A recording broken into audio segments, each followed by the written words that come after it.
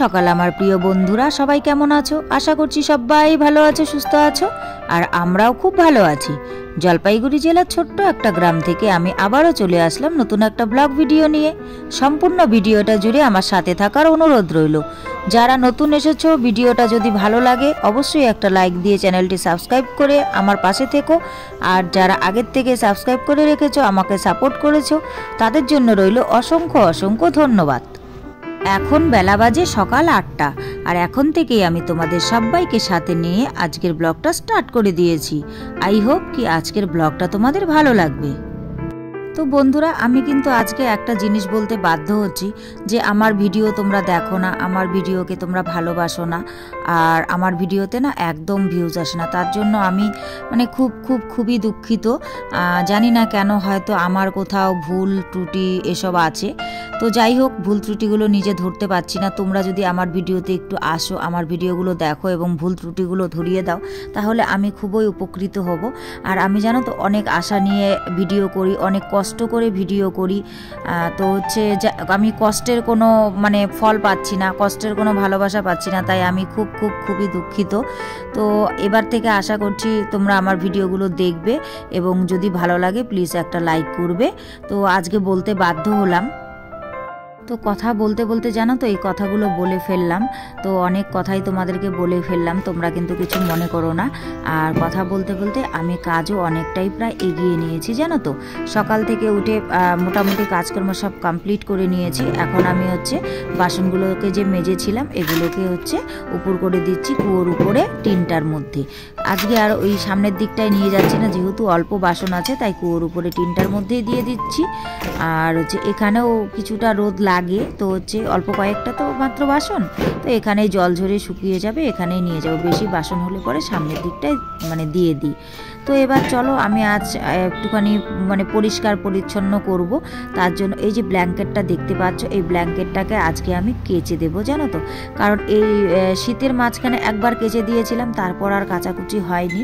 তো ব্ল্যাঙ্কেট তো সবসময় কাচাও সম্ভব হয় না, অনেক জলের প্রয়োজন, আর ভারী কেচে দিলে পরেও চেপা যায় না, আর একা একা মেলা যায় না।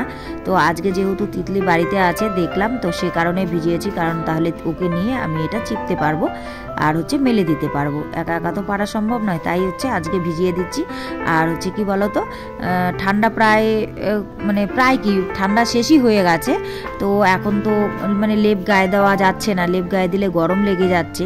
তো এই ব্ল্যাঙ্কেটটার প্রয়োজন হবে গায়ে দেওয়ার জন্য। এটা একটু পাতলা আছে, হালকা পাতলা, আর এখনও কিন্তু কিছু গায়ে না দিলে হবে না জানো তো। কারণ এখনও রাত্রেবেলায় ভোরের দিকটায় বেশ ভালোই ঠান্ডা ঠান্ডা লাগে, কিন্তু লেপটা গায়ে দিলে একটু গরম লেগে যায়।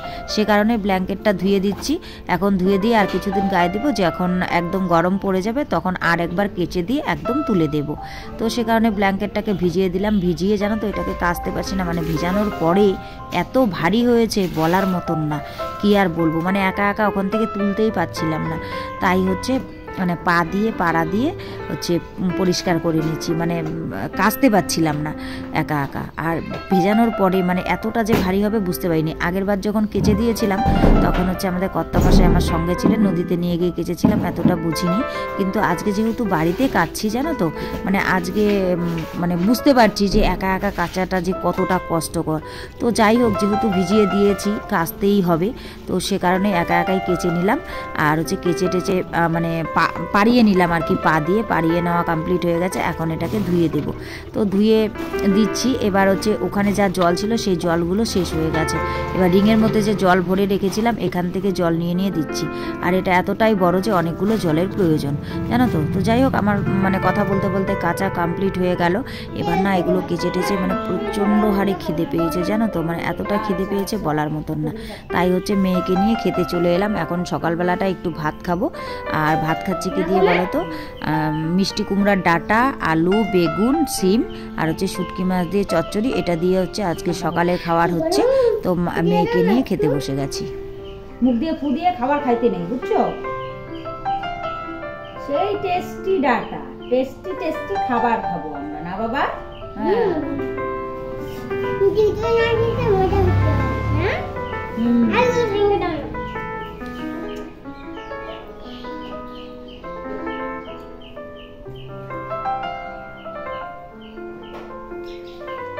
খাবার দাবার খেয়ে পেট তাজা করে চলে এলাম পেছন দিকটায়। এই যে মাচাটা দেখতে পাচ্ছ, এই মাচাটাকে আজকে ভেঙে পরিষ্কার করব। কারণ এই মাচাটার এখন আর প্রয়োজন নেই। মানে গত বছর এই মাচাটা করে এখানে সিম গাছ তুলে দেওয়া হয়েছিল, তো সে কারণে মা এই মাচাটা করেছিল। তো এখন তো সিম গাছ সব কেটে দেওয়া হয়েছে, আর হচ্ছে সামনে বর্ষাও আসছে। এগুলো হচ্ছে মানে গতবার বর্ষার আগে দেওয়া হয়েছিল, তো এক বছরে না এগুলো সব পচে পচে গিয়ে একদম নরম টরম হয়ে গেছে। তো এগুলোকে এখন ভেঙে খড়ি করে নেব। তা হচ্ছে তাই এগুলোকে পরিষ্কার করতে চলে এলাম, জানো তো। আর এগুলো দেখো ধরতে না ধরতেই খুলে পড়ে যাচ্ছে, আসলে গোড়াগুলো না পচে গেছে।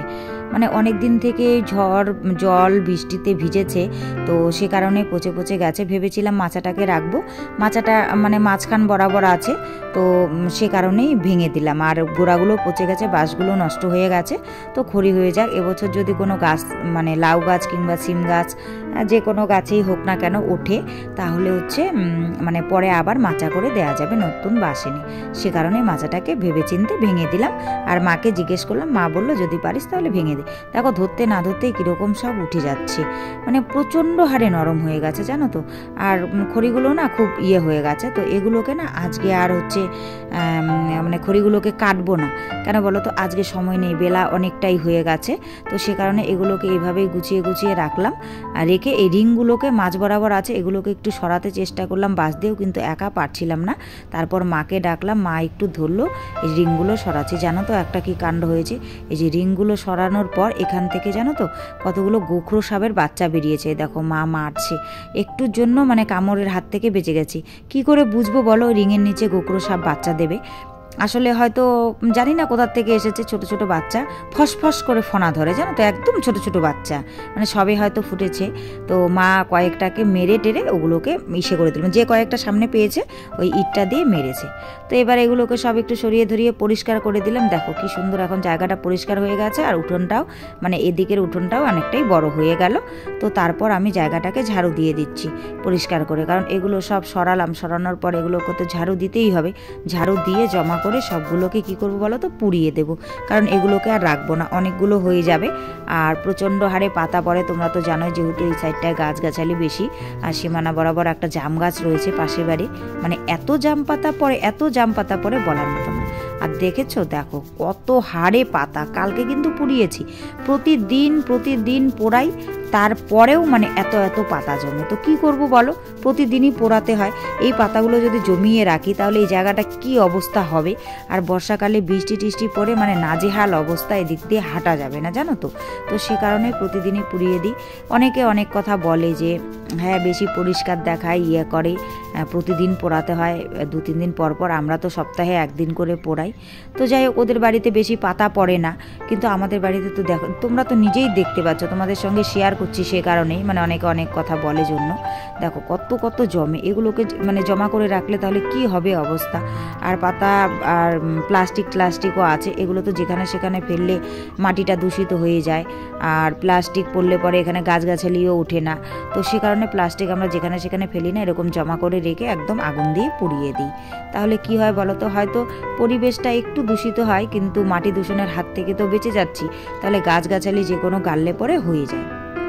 তো এরই ফাঁকে আমি কি করলাম বলো তো, সব কিছু কাজবাজ কমপ্লিট করে পরিষ্কার পরিচ্ছন্ন করে নিয়ে একদম স্নান ধান কমপ্লিট করে চলে এলাম ঘরে এসে এবার একটু ফ্রেশ হয়ে নেব।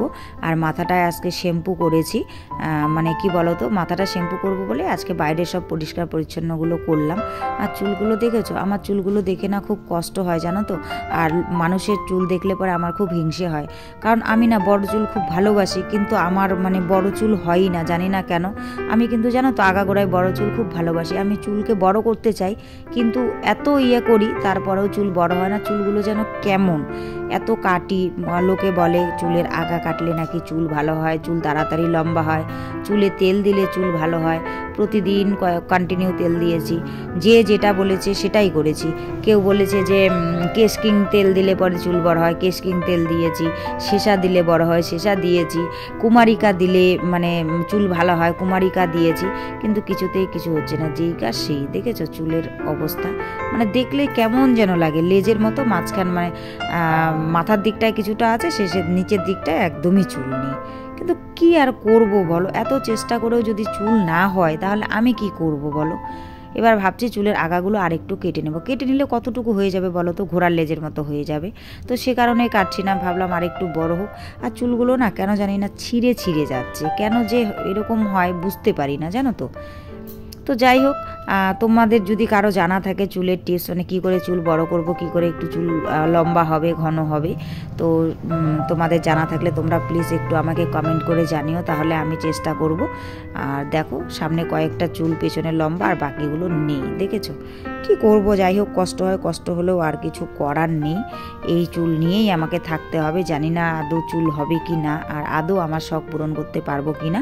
তবে দেখি, মেয়ের চুলগুলোকে বড় করার ইচ্ছা আছে। আমার ইচ্ছা যেগুলো পূরণ হয়নি, আমার ইচ্ছা আছে সেগুলো মেয়েকে দিয়ে পূরণ করার। তো জানি না কতটা কি হবে। অনেকক্ষণ বক বক করে নিলাম।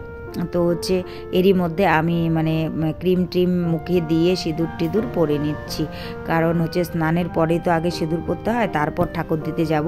তবুও মাঝে মাঝে এই জিনিসটা ভুল করে ফেলি।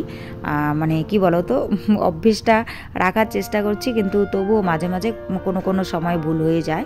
তো আমার দেখো সিঁদুর পরা হয়ে গেছে। এবার হচ্ছে শাখাতে হচ্ছে আমি সিঁদুর দিয়ে প্রণাম করে নেব। তো বন্ধুরা, আজকের ব্লগটা তোমাদের কেমন লাগলো অবশ্যই কিন্তু তোমরা কমেন্ট করে জানিও। আর আজকের ব্লগে যদি কিছু ভালো লাগে তাহলে প্লিজ একটা লাইক করো, কমেন্ট করো, শেয়ার করো, আর আমার চ্যানেলটিকে সাবস্ক্রাইব করে এভাবেই আমার পাশে থেকো। সবাই ভালো থেকো, সুস্থ থেকো, তোমাদের পরিবারের সকলকে নিয়ে ভালো থেকো। দেখা হচ্ছে নতুন কোনো ব্লগ।